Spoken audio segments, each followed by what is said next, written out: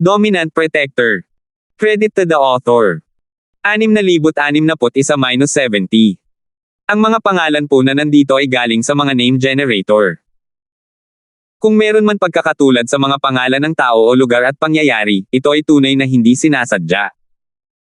Mula ngayon, si Kuya Sinclair ang magiging presidente ng Heavenly Field Chamber of Commerce. Pangulong Sinclair, balikan natin at pag-usapan ang ating magiging pag-unlad sa hinaharap. Tungkol naman sa mga payaso na iyon, huwag mong sayangin ang oras mo sa kanila.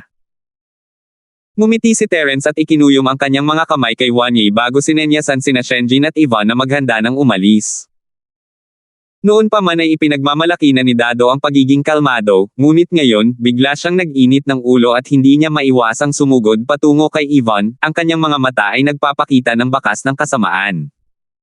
Puti. Ang galing ng batang Panginoong ito sa pagpapahiya sa iyo, pero hindi mo alam kung ano ang makakabuti para sa iyo. Ngayon, ipapaalam ko sa iyo na hindi dapat paglaruan ang batang Panginoong ito. Bago pa matapos ni Dado ang kanyang sasabihin, inatake na niya si Ivan. Namutla ang matandang lalaki sa tabi niya, sobrang nakatutok ang tingin niya kay Terence kaya hinayaan na lang niyang makatakas ang bata. Wala talagang pakialam si Terence sa gogo, dahil kasama niya si Shenjin, hindi dapat kayang takutin ng isang batang Panginoon na tulad niya si Ivan. Kailangan lang niyang siguraduhin na hindi makikialam ang matandang lalaki. Mabilis ang pag-atake ni Dado, ngunit matagal nang pinapansin ni Shenjin ang lalaking ito. Paano niya hahayaang saktan nito ang kanyang kasintahan? Kasabay ng mahinang sigaw, direktang tumayo si Shenjin sa harap ni Ivan at sumuntok. Agad na bumaba ang temperatura sa paligid, at sa espasyo kung saan dumaan ang kamao, lumitaw ang maliliit na kristal ng yelo. Bahagyang nagbago ang ekspresyon ni Dado. Bagamat nasa orihinal na yugto pa lamang siya ng pagiging sanggol, ang kanyang lakas ay higit na nadagdagan ng pag-iipon ng mga gamot. Sa talento, hindi talaga siya kasing husay ng henyong disipulo ng Snow Sword Sect na si Shenjin. Kaya naman, nang ihagis niya ang suntok na ito, agad siyang nagkaroon ng balak na umatras. Gayunpaman, ang malamig na chi na nabuo ng tunay na chi ni Shenjin ay nagparamdam sa kanya na medyo mabagal ang kanyang mga galaw. Bukod pa rito, masyado siyang mabilis sumugod ngayon, kaya hindi siya maka-atres kahit gusto niya. Ang magagawa na lang niya ay lumaban. Nagbanggaan ang kanilang mga kamao. Nasa kawalan si Dado, at naisip niyang umatras at mag-atubiling. Ang resulta ng isang banggaan ay pagbagsak. Tutulungan na sana ng matandang lalaking nagpoprotekta kay Dado ang kanyang batang Panginoon bago pa man magsimula ang laban, ngunit bahagya lamang gumalaw si Terence nang walang balak na tumulong. Dahil sa di nakikitang presyon, nanindigan ang balahibo ng matanda, at hindi niya namamalayang itinoon niya ang lahat ng kanyang atensyon kay Terence. Sa sumunod na sandali, gumanti ang matanda. Napabayaan na naman niya si Dado. Sandaling pagkagambala lamang ay naging dahilan upang sumigaw at lumipad pabalik ang kanyang batang Panginoon. Ang braso na ginamit ni Shenjin sa pakikipagpalitan ng suntok sa kanya ay nababalutan ng manipis na patong ng hamog na nagyelo. Ang lakas ng loob mo. Gulat at galit na galit ang matanda. Wala na siyang pakialam kay Terence. Kumislap siya at lumitaw sa likuran ni Dado, pinawi ang pagtama at pinunasan ang lamig sa braso nito. Naglagay siya ng pampagaling na gamot sa bibig ni Dado. Matapos gawin ang lahat ng ito sa isang kisap mata, hindi tumigil ang matanda. Sa halip, muli siyang sumulpat at lumitaw sa harap ni Shenjin. Itinaas niya ang kanyang kamay, gustong sampelan ang mukha nito at paliparin ito. Hindi niya naman sinasadyang patayin si Shenjin, tutal, naroon naman si Terence, at ayaw ng matandang lalaki na makasakit ng damdamin ng isang lokal na tirano na may hindi kilalang lakas. Kung hindi nasaktan si Dado at hindi gumanti ang nakatatanda sa kanya, mapaparusahan siya. Ayaw niya ngang sampelan si Dado. Nakakalungkot na hindi man lang naintindihan ng matandang ito si Terence. Ang pagsampal sa kanyang tagasunod sa harap niya ay walang pinagkaiba sa pagsampal sa kanya. Palaging protektibo si Terence. Kahit na si Shenjin ang unang umatake, hindi siya magdadalawang isip na suportahan ito, bukod pa sa pagtatanggol lamang ito sa sarili. Nagiging mabait na siya dahil hindi niya pinatay si Dado, at nang ahas pa siyang maghanap ng gulo. Ginamit ni Terence ang kanyang super limit butterfly microstep ng buong lakas. Nag-iwan siya ng after image sa lugar at lumitaw sa dinaraan ng matanda. Nagpakawala rin siya ng isang sampal, ngunit tumama ito sa mukha ni Shenjin bago pa man siya matamaan ng matanda. Akala ng matanda ay nagbabantay siya kay Terence, ngunit hindi niya inaasahan na ang bilis ni Terence ay magiging ganito kalakas. Hindi man lang siya nagkaroon ng pagkakataong gumanti. Huli na talaga para hamarang, kaya ang nagawa na lang ng matanda ay igalaw ang kanyang ulo ng kusa at bahagyang umiwas. Hindi tumama ang palad ni Terence, pero wala siyang pakialam. 4 na daliri na ang sapat para paliparin ang matanda. Kasabay ng hindi gaanong malinaw na tunog ng isang sampal, ang direksyon ng matandang lalaki ay biglang umikot ng 90 degree. Ang kanyang buong katawan ay 2 beses na nag-circle sa ere bago bumagsak sa lupa sa bahagyang nakapanlulumong kalagayan. Hindi napigilan ni Dado ang panginginig. Una, hindi pa nawawala ang lamig. Pangalawa, natakot siya sa lakas ni Terence. Ang matandang lalaki sa tabi niya ay isang early-stage mountain split master, at pinalipad siya ni Terence sa isang sampal lang. Kung gayon, ano ang antas ng lakas ni Terence? Nanginig din ang puso ni Hiraishi, ngunit ang Hangwo Academy ay isang mahalagang katuwang ng Wantong Chamber of Commerce sa pagbubukas ng East Province. Hindi niya kayang umupo at panoorin ang 2 taong ito na inaapi ng walang sinasabi. Terence, huwag kang masyadong lumayo. Isa itong mahalagang panauhin mula sa silangang kontinente. Kahit ang acting island master ng Mike State ay hindi maglalakas loob na saktan siya. Ayaw mo na ba talagang manatili sa gitnang isla? Sigaw ni Hirikazo habang mabilis na nakatayo sa harap ni Terence, umaarte na parang pinuprotektahan niya sina Dado at Yunfei. Bahagyang ngumiti si Terence, hindi pinansin ang nakatagong pahiwatig sa mga salita ni Janshan. Naisip ng lalaki na kailangan pa rin niya ang proteksyon ni Okiteyoshi para mabuhay sa gitnang isla, kaya partikular niyang itinuro na si Okiteyoshi ay isa lamang gumaganap na amo ng isla. Hindi niya alam na lampas na pala sa yugto ng pangangailangan ng suporta si Terence. Sa katunayan, noong unang makita ni Hirikazo ang 6 na walang malay na tao sa silangang kontinente sa lupa, alam na niya na hindi madaling pakisamahan si Terence. Gayunpaman, tiwala siya na kasama siya, ang pangalawang pangulo ng Wantong Chamber of Commerce, ay pipigilan ni Terence ang sarili kahit ano paman. Hindi niya inaasahan na ang katotohanan ay ganap na naiiba. Hindi mo na nasa sa iyo kung gusto kong manatili sa Nakajima o hindi. Kung kailangan mong makialam, huwag mo akong sisihin sa pagiging bastos. Malamig na sinulyapan ni Terence si Hirikazo, mukhang hindi mabuting tao ang lalaking ito. Ayos lang sa kanya na turuan siya ng leksyon kung hindi niya alam kung ano ang makakabuti para sa kanya. Tutal, matapos sundan ni Wanyi si Terence, naging kaaway na niya ang Wantong Chamber of Commerce. Hindi naman magiging malaking problema kung mayroon pa siyang ibang krimen tulad ng pagtuturo ng leksyon sa vice-presidente. Medyo nag-alala si Hirikazo.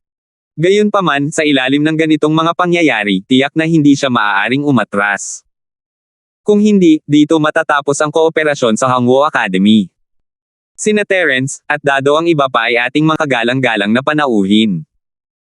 Hanggat nandito ako, huwag mo silang isipin na saktan.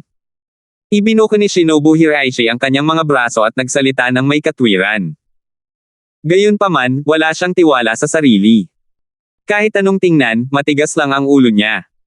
6,062. Papabayaan ko na sana, pero dahil nandito ka para manggulo, tutuperin ko ang hiling mo. Pangiinis na sabi ni Terence habang itinataas ang kanyang binti at sinipa ang Hirepricum, ngunit hindi ito gumanti. Nakaramdam lamang siya ng matinding kirot sa kanyang tiyan bago siya nalipad. Matapos sipay ni Terence si Hidekazo, agad siyang sumunod sa 1,000 pagpapalit ng kahoy at kagubatan. Gumawa siya ng 100 clone at pinalibutan sina Dado at ang matanda, at binugbog sila. Kahit hindi kahanga-hanga ang kapangyarihan ng Thousand Forest Transformation, marami sila. Ito ang pinakamahusay na paraan para bugbugin ang mga tao, lalo na para sa mga taong hindi kasing lakas niya. Talagang nakakapresko. Kung tungkol naman sa 2 pang elder mula sa Wantong, wala pa sila sa mga unang yugto. Matalino silang tumalikod at umatras nang makita ang libu-libong pagbabago ng kagubatan, nagkunwaring tinitingnan ang mga pinsala ni Ping Janshan at lumayo sa saklaw ng pag-atake ni Terence. Hindi na pinansin ni Terence ang dalawa, wala naman silang epekto sa kanya. Gusto lang niyang i-enjoy ang pambubugbog.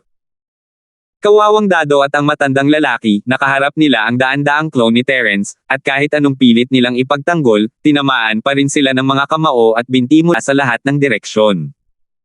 Sa loob ng isang hininga, namamaga ang kanilang mga katawan.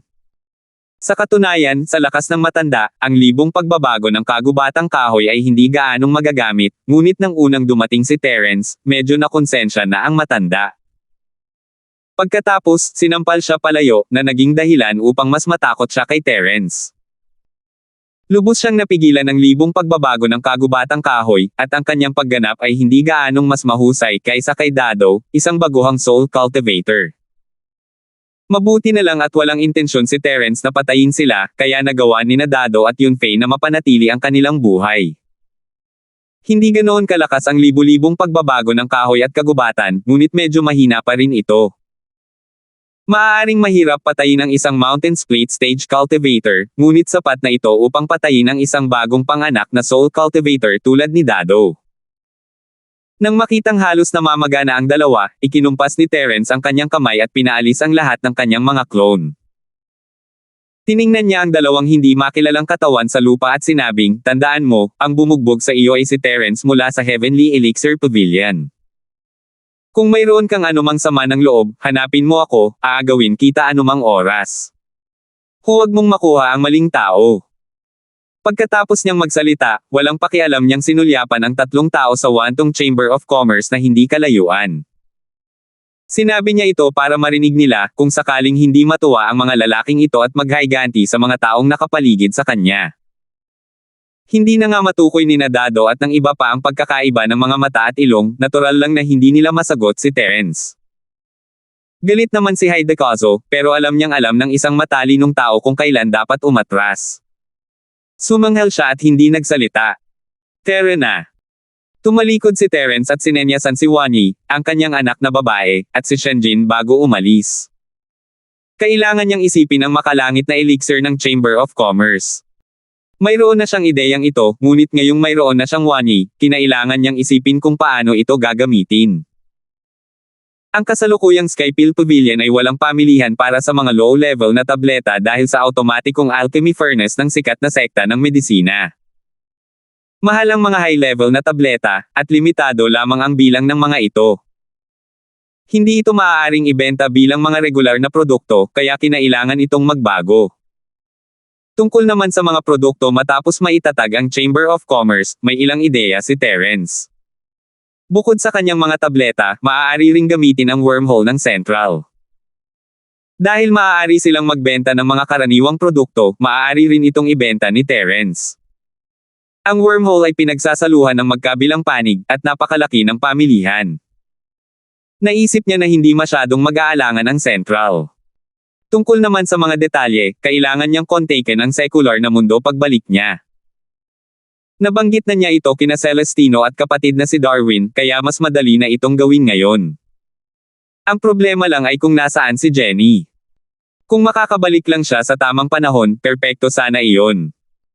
Nang makabalik sila sa makalangit na Elixir Pavilion, si Teresa ang unang sumalubong sa kanila. Ang kanyang magandang mukha ay puno ng kagalakan, at may hawak siyang isang sulat sa kanyang kamay. "Terence, ito ay tugon mula sa karaniwang mundo. May balita sila tungkol kay Jenny. Maayos naman si Jenny. Nasa secular pa rin siya at sinabing babalik siya sa loob ng ilang araw." Iniabot ni Teresa ang sulat kay Terence, at nakahinga ng maluwag. Bagamat hindi agad nagising si Jenny, ang balitang ito ay sapat na para mapapanatag si Terence. Tuwang-tuwa si Terence. Mabilis niyang binuksan ang sulat at sinimulang basahin ito. Gaya ng inaasahan, kinontak ni Jenny ang Villa at sinabihan silang sabihin sa Sky Class Island na ligtas siya. Gayunpaman, may mga kailangan pa siyang gawin, kaya ilang araw na lang ang babalik. Hindi niya alam kung kailan ipinadala ang sulat, ngunit naisip ni Terence na dahil natanggap niya lang ang sulat, maaaring magising si Jenny anumang oras.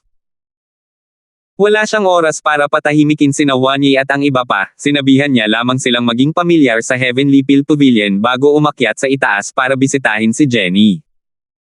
Sa kasamaang palad, si Jenny ay nasa mundo pa rin ng mga mortal at hindi agad makakabalik sa Sky Class Island. Nang araw na iyon, nang siya at ang Hunter Bow na nakaitim ay pumunta sa bayan ng masasamang espirito, matagumpay nilang nalipol ang maraming masasamang espirito na nakakulong doon. Gamit ang primordial soul strength ni Jenny at sa tulong ng kanyang kamalayan, ang pagharap sa maliliit na bagay na ito ay kasing dali ng pagpihit ng kanyang kamay. Sa tuwing makakapatay siya ng masamang espirito, inuubos ni Jenny ang nakolekta niyang kapangyarihan ng kaluluwa at ginagawa itong paraan para maayos ang mga pinsala sa kanyang sinaunang espirito hanggang sa tuluyan siyang gumaling. Nang mapatay niya ang lahat ng masasamang espirito sa bayan, hindi lamang lubusang gumaling ang kanyang sinaunang espirito, kundi lubos din na bumuti ang kanyang lakas. Nakakalungkot na minsanan lang itong pagbuti. Ang pag-ubos ng soul power sa bandang huli ay hindi magiging kapaki-pakinabang. Sa kabaligtaran, ipinaramdam nito sa kanya na medyo marumi ang kanyang primordial spirit, kaya hindi na siya naglakas loob na ipagpatuloy ang paggamit ng soul power upang linangin ang kanyang primordial spirit. Dahil dito mismo kung bakit nagkaroon ng maraming bentaha ang itim na kamiseta at pana sa pangangaso. Hindi lamang napuno ng kapangyarihan ng kaluluwa ang kanilang dalawang bote ng pagtitipon ng kaluluwa, kundi bumuti rin ang kanilang lakas sa isang antas sa ilalim ng gabay ni Jenny. Kasabay nito, nakakolekta rin sila ng ilang kapaki-pakinabang na kagamitang pangkaluluwa sa bayan ng masasamang espiritu. Para sa itim na kamiseta at pana sa pangangaso, tiyak na isa itong magandang ani. Ang 20 punong bote ng soul power ay maaaring kumita ng hindi bababa sa 10 hanggang 20 milyong euro kung maibebenta. Kung tungkol naman sa pagtaas ng lakas at mga bagay na kanilang nakuha, hindi ito masusukat ng pera. Sa makatuwid, iginalang nilang dalawa si Jenny mula sa kaibuturan ng kanilang mga puso at may balak pang ang maging Panginoon nito. Siyempre, hindi tatanggapin ni Jenny ang dalawang dayuhang spirit hunter bilang kanyang mga disipulo. Wala siyang oras para doon. Pagkatapos umalis sa bayan ng masasamang espirito, handa na siyang subukang bumalik sa Sky Class Island. Bagamat gumaling na ang kanyang kaluluwa, ang koneksyon sa pagitan niya at ng kanyang katawan ay hindi pa naibabalik. Mas malinaw na ang dating pakiramdam, ngunit hindi na siya naglakas loob na bumalik. Dumating siya sa mundo ng mga mortal na may balat kayo ng kanyang baluti, at ngayong nasira na ang baluti at naputol na ang koneksyon, sino ang makakaalam kung ano ang mangyayari kung susubukan niyang bumalik? Para sa kaligtasan, ang tanging magagawa niya ay maghanap ng wormhole at gamitin ito upang makabalik sa Sky Class Island. 6,063. Ang mga wormhole ay talagang napakabilis. Noong nakaraan, si Jenny ay pag-alagala sa mga wormhole at wala sa saklaw ng teleportation channel, kaya naman mabagal ang kanyang bilis. Sa pagkakataong ito, hanggat nakatutok siya sa teleportation, makakabalik siya sa Sky Class Island ng napakabilis. Ang tanging problema na lang ngayon ay kung nasaan ang pasukan ng wormhole.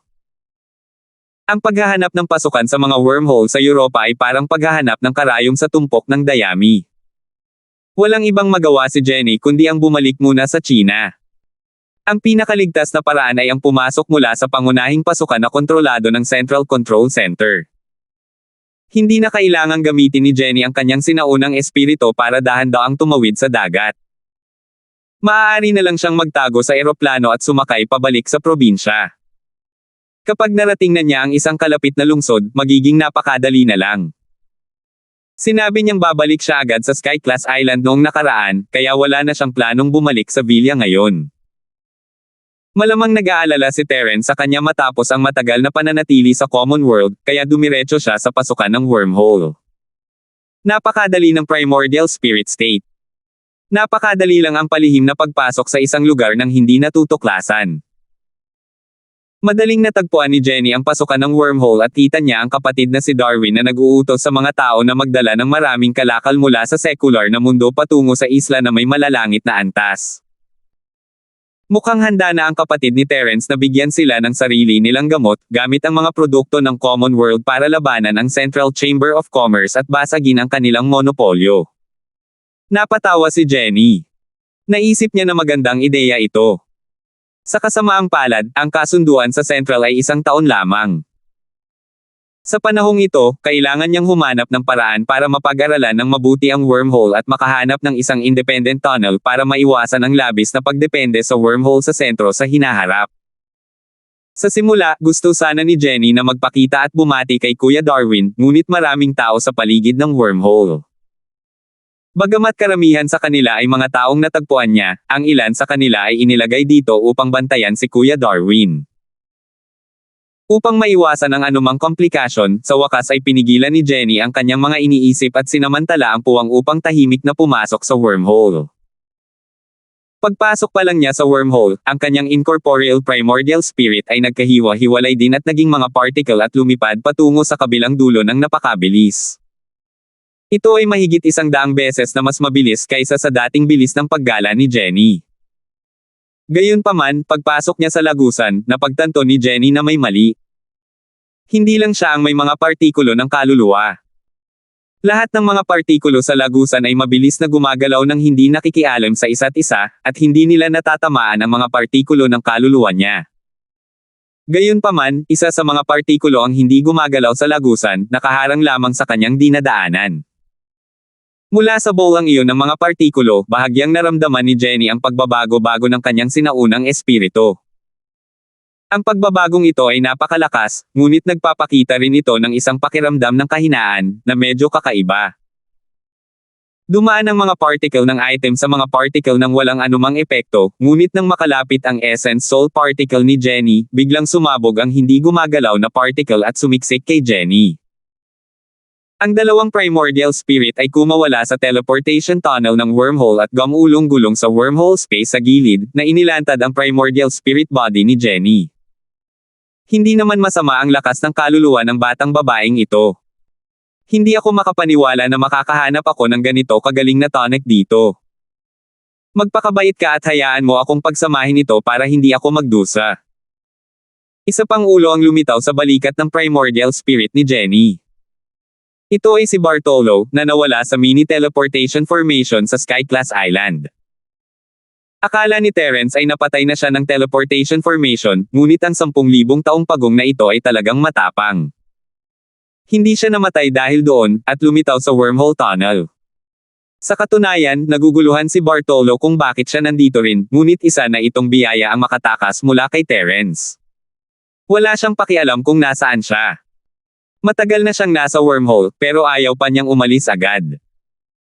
Talagang malubhang nasugatan siya nang i-teleport siya ng mini-teleportation array. Hindi siya nang ahas na tumakbo nang hindi nalalaman ang sitwasyon. Higit sa lahat, natuklasan ni Bartolo na ang kanyang sinaunang espiritu ay maaaring unti-unting makabawi pagkatapos maging isang partikulo. Bagamat aabutin ng hindi bababa sa 1,000 taon bago ito makabawi, isa pa rin itong paraan na maaaring magpatuloy ng wala ang likidong nagpapatatag ng kaluluwa ng Black Sea. Kaya naman, nagpasya siyang magtago rito at magpagaling. Kung hindi biglang nag-teleport si Jenny sa lagusan, maaaring nakatulog na sana si Bartolo ng 1,000 taon. Dahil naramdaman niya ang pagbabago-bago ng sinaunang espiritu kaya't itinigil niya ang kanyang cultivation at bumaling upang atakihin ang sinaunang espiritu ni Jenny. Kung alam lang ni Bartolo kung paano lumunin ang essence spirit ni Terence, malamang ay nalunok na lang sana si Jenny sa isang subo. Mabuti na lang at wala siyang ganoong kakayahan, kaya nakatakas si Jenny. Gayunpaman, hindi inatake ni Bartolo si Jenny nang walang anumang kumpiyansa. Napagtanto niya na pagkatapos niyang maging isang particle, malaki ang posibilidad na maaari siyang sumanib sa essence spirit ni Jenny sa parehong estado. Halimbawa, kung makakasumanib siya kay Jenny, ang mga pinsala nito ay gagaling ng malaki. Kung gayon, hindi na niya kailangang manatili pa rito. Makakahanap muna siya ng katawan na aangkinin. Sino ka? Lumihis ka. Bagamat nagulat si Jenny, hindi siya nagpanik. Sinikap niyang kontrolin ang kanyang sinaunang espiritu at kasabay nito, sinubukan din niya ang kanyang makakaya upang palayasin si Bartolo. Terence, ang tibay mo talaga. Nagulat din si Bartolo. Akala niya ay magiging madali lang ang pag-atake, ngunit ang proseso ng pagsasanib ay hindi kasing dali ng kanyang inaakala. Naisip lamang ni Bartolo ang pamamaraang ito ng pagsasanib sa anyo ng mga partikulo. Hindi niya talaga ito naisagawa. Sa madaling salita, si Jenny ang unang eksperimental na paksa ni Bartolo, at nahulog siya sa sarili niyang patibong. Kung pag-uusapan ang lakas ng kanyang sinaunang espiritu, si Bartolo ay napakalapit na sa kaharian ng pagwasak ng dagat noong kanyang tugatog. Gayunpaman, ang kanyang lakas ay bumaba ng husto kalaunan. Bukod sa kanyang mga nakaraang malubhang pinsala, hindi na masama para sa kanya na mapanatili ang lakas ng isang tugatog na huling yugto ng Profound. Bagamat bumuti na si Jenny, ang kanyang sinaunang lakas ng espiritu ay halos hindi pa nakapasok sa kaharian ng Profound. Hindi siya maihahambing kay Bartolo. Kailangang tingnan ang kalagayan ng magkabilang panig upang malaman ang dahilan ng kasalukuyang sitwasyon. Hindi pa nakakagaling si Bartolo mula sa kanyang malubhang pinsala, kaya ang kanyang kaluluwa ay napakahina kahit na malakas. Sa kabilang banda, ang kaluluwa ni Jenny ay napakatibay dahil sa naipon na malaking halaga ng kapangyarihan ng kaluluwa. Kahit na ito ay bahagyang marumi, ito ay napakatibay pa rin. Kahit na ito ay naging isang partikulo, ang koneksyon sa pagitan nila ay napakalapit pa rin. Kung nais ni Bartolo na sumanib kay Jenny, malamang nasisipain niya ang isang bakal na plato. Ganoon nga ang nangyari. Tila may kalamangan si Bartolo sa simula, ngunit unti-unting kinontrol ni Jenny ang pagkukusa. Nang gamitin niya ang kanyang nagliliyab na kaalaman, biglang sumigaw si Bartolo at tuluyang nagtago, hindi nang ahas na ipakita ang kanyang mukha. Hoy, lumabas ka! Bilisan mo at lumabas ka! Medyo natigilan si Jenny. Ang primordial spirit ni Bartolo ay halos sumanib na sa kanya. Dahil masyadong mahina ang kanyang lakas, hindi niya mapaghiwalay ang primordial spirit ni Bartolo at halos hindi na niya kayang mapanatili ang ganitong estado. 6,664. Kung gagamitin niya ang consciousness Spellfire, malamang nasusunugin din nito ang kanyang primordial spirit dahil sa fusion. Hindi sigurado si Jenny kung ano ang mangyayari sa kanya kung gagawin niya iyon. Inaamin kong minamaliit kita. Pero ayos lang. Hindi naman ako kulang sa pasensya. Tingnan natin. Medyo natakot si Bawang, pero matatag pa rin siyang nagsalita.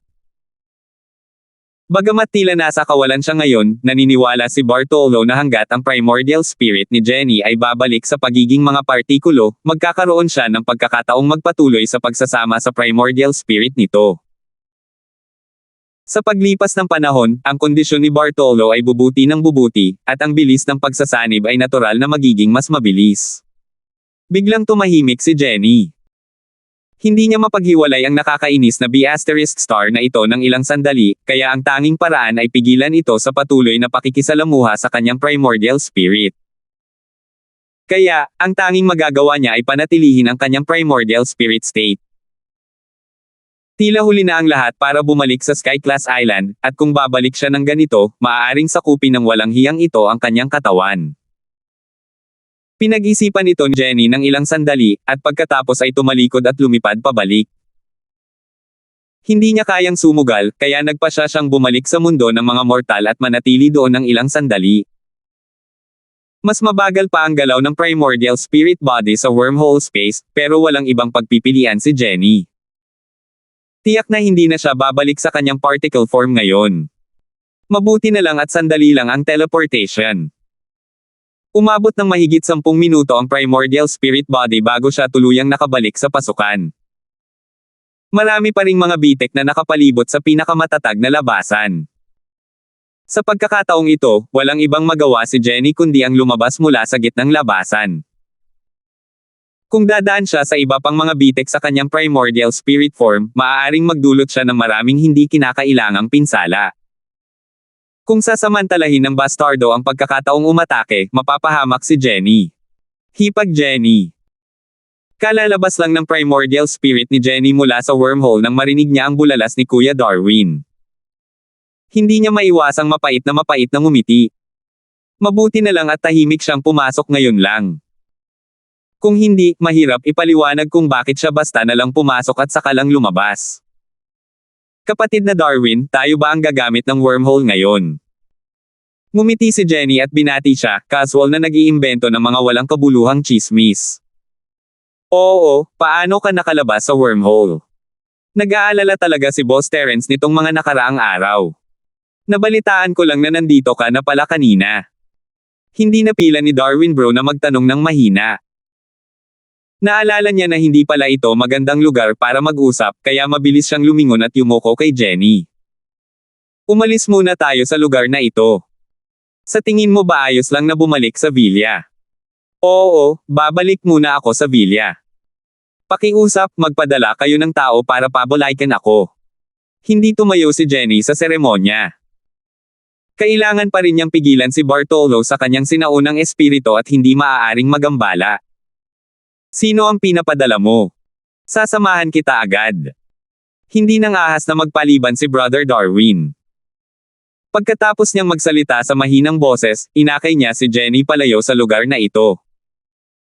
Bagamat pumirma na ng kasunduan sa tigil putukan sina Central at Terence, masyadong espesyal ang pagkakakilanlan ni Jenny.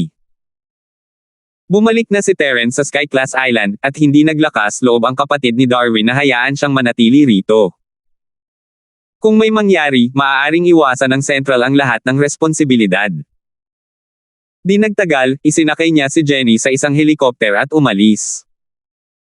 Bagamat natanggap ng mga tao sa gitna ang balita ng paglitaw ni Jenny, hindi nila ito pinigilan. Pagkabalik sa villa, ipinaalam na sa kanila ni Kuya Darwin ng maaga, kaya mas naroon ang lahat. Tuwang-tuwa ang lahat nang makita si Jenny. Kasing balisa rin sila ni Terence.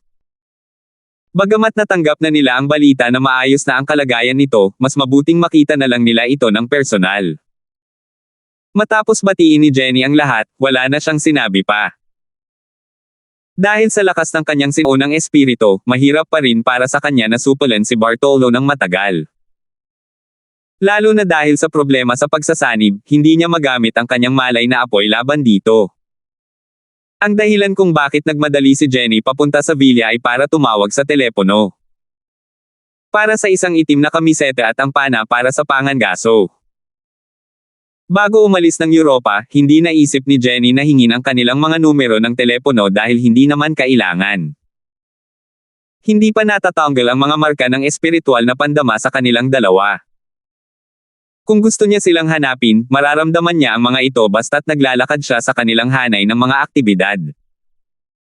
Gayunpaman, sa kasalukuyang sitwasyon, hindi talaga kayang magambala ni Jenny ang sarili at maglibot-libot. Kaya naman, ang tanging pag-asa niya ay nandoon pa rin ang numero ng villa na ginamit niya noong huli nilang tawagan. Tumingin si Jelay kay Jenny, na nagbabasa ng mga record ng telepono, at marahang nagtanong, "Jenny, anong problema mo? May hinahanap ka ba?" "Oo, iyon ang numerong tinawagan ko noong nakaraan. Galing iyon sa isang kaibigan sa Europa. May kakausapin ako sa kanya." Lumingon si Jenny at ngumiti. Pagkatapos, lumingon siya pabalik at nagsimulang maghanap. Mabuti na lang at walang gaanong record sa telepono, kaya mabilis niyang hinanap ang numero. Mabilis na nagdial pabalik si Jenny, ngunit hindi ito natuloy. "Bakit hindi ako makadaan? Kailangan ko ba talagang pumunta sa Europa ng personal?" Bahid ng kaunting pagkadismaya ang maliit na mukha ni Jenny.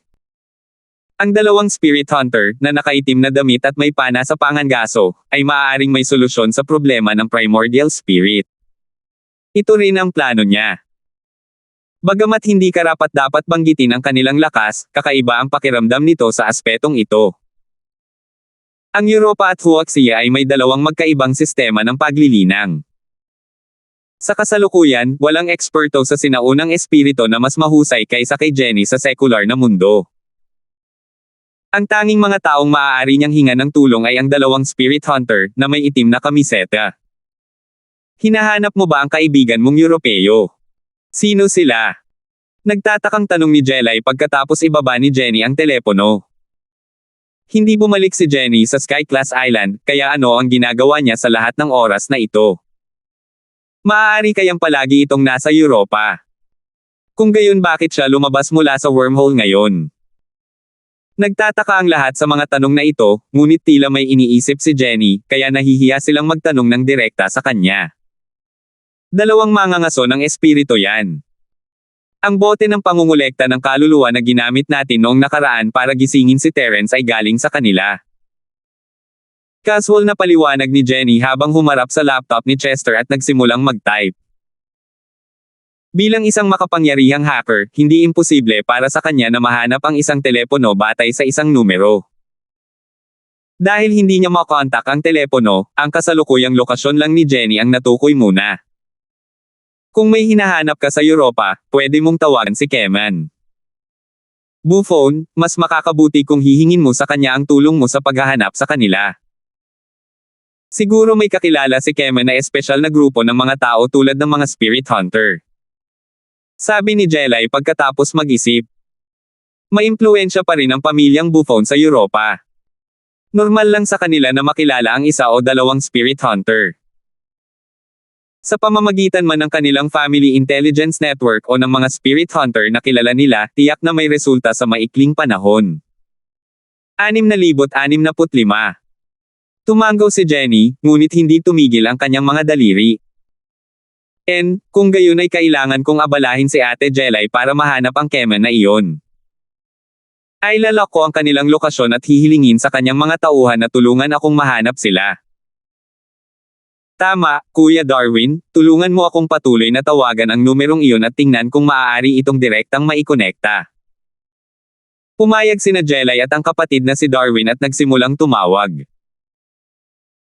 Bagamat hindi nila alam kung bakit nagmamadali si Jenny na hanapin ang dalawang spirit hunter na iyon, dahil iyon ang kahilingan niya, walang tumutol, kahit anong tanong. Hindi pa rin available ang itim na kamiseta at ang telepono ni Hunter na may ribbon, pero agad na nakaring ang telepono ni Keman. Nagsalita si Jelay bago bumaling kay Jenny. Jenny, ano ang pangalan ng kaibigan mong spirit hunter? May isang puting lalaking nakaitim na may hawak na espadang crossguard na tinatawag na itim na damit. Mayroon ding isang magandang babae na nakasuot ng damit na katad na gumagamit ng sandatang uri ng pana na tinatawag na hunting bow. Alam ba sila ni Keman? Hindi tumigil sa paggalaw ang mga daliri ni Jenny, at tumangala siya kay Jelay. Inulit ni Jelay ang mga sinabi ni Jenny at nakinig ng ilang segundo bago ibinaba ang tawag gamit ang isang, salamat. Sabi ni Keman hindi niya kilala ang dalawang spirit hunter na ito, pero pwede siyang magtanong-tanong at magbigay ng sagot sa atin mamaya.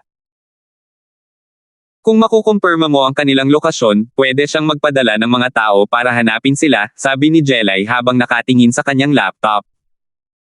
Nakalagay doon ang isang mapa ng Europa mula sa satellite. Habang mabilis na nagtatype si Jenny, iba't ibang linya at figure ang lumitaw sa mapa. Oo, matutukoy ko rin ang tinatayang lawak sa lalong madaling panahon.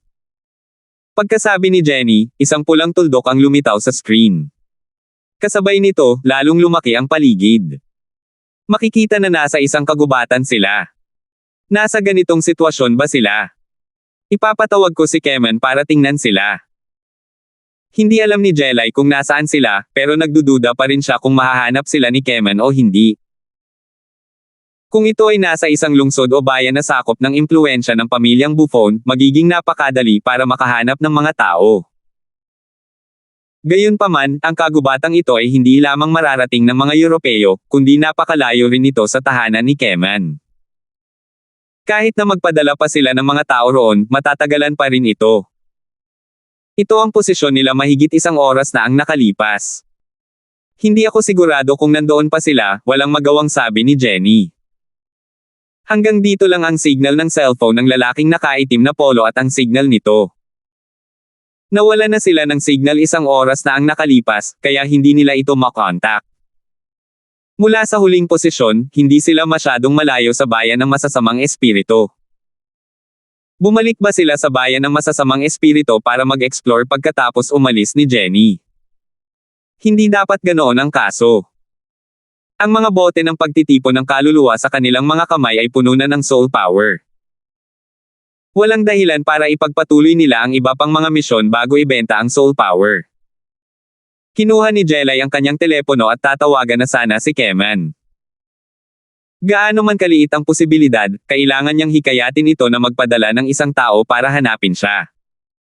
Hindi niya lang alam kung kakayanin ni Jenny na maghintay. Dahil nakikita niya kung gaano siya kabalisa, malamang hindi na siya makapaghintay ng ganoon katagal. Naglakad si Jacob papunta sa likod ng sofa at tiningnan din ang kanyang laptop. Ang kanyang mga daliri ay nasa ilalim ng kanyang baba habang nagsasalita ng may pag-aalinlangan. Kung ito ang lugar na ito, sa palagay ko ito ang lugar na binanggit ni Kitty kanina. Kitty. Si Little Seven. Nakontak mo ba siya? Sandaling natigilan sina Jelay at ang iba pa, hindi gaanong pamilyar kay Kitty ang mga tao sa villa, pero pamilyar sa kanya ang mga tao ni Terence. Dapat sana'y makikipagkita si Terence sa mga taong naiwan niya sa karaniwang mundo sa pagkakataong ito, ngunit hindi niya makontak si Kitty. Tila, may misyon ito, at sayang naman. Alam ito ng lahat sa villa, pero dahil hindi nila mahanap si Kitty, hindi nila ito binanggit. Oo, nakatanggap ako ng tawag mula sa kanya 2 araw na ang nakalipas, pero hindi ko naisip ang sabihin kahit kanino. Tumawag siya dahil balitaan niyang bumalik na ang amo niya, at tuwang-tuwa siya kaya gusto niyang bumalik para makita ang amo niya, pero nakabalik na ito sa Sky Class Island. Umiling si Jacob, medyo nalungkot. Kung nabalitaan lang sana ni Kitty ang balita kanina, hindi sana niya pinalagpas ang pagkakataong makilala ang kanyang amo. Huwag na muna nating pag-usapan ang walang kwentang bagay na yan, bakit binanggit ni Kitty ang lugar na ito. Itinaas ni Jelay ang kamay para pigilan si Jacob, ang atensyon ni Jenny ay halatang nakatuon sa lugar na ito, at tiyak na napakahalaga nito sa kanya.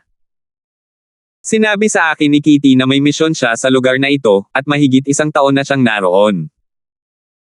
Halos walang signal sa kailaliman ng kagubatan, kaya hindi niya makontak ang mundo sa labas. Nalaman lang niya ang pagbabalik ng kanyang amo noong lumabas siya para mag-restock.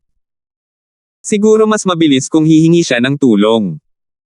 Hindi sigurado si Jacob kung magandang ideya iyon, pero susubukan niya na lang. Anong klaseng misyon ang ginagawa niya sa kagubatang ito? Mahigit 1 taon na siyang wala. Natigilan si Jelay, alam niyang hindi maaasahang mamamatay tao si Kitty, pero napaka hindi maaasahan nito. Maaari kayang nagtago ang kanyang pakay sa malalalim na bundok at kagubatan, kaya kinailangan niya itong subaybayan.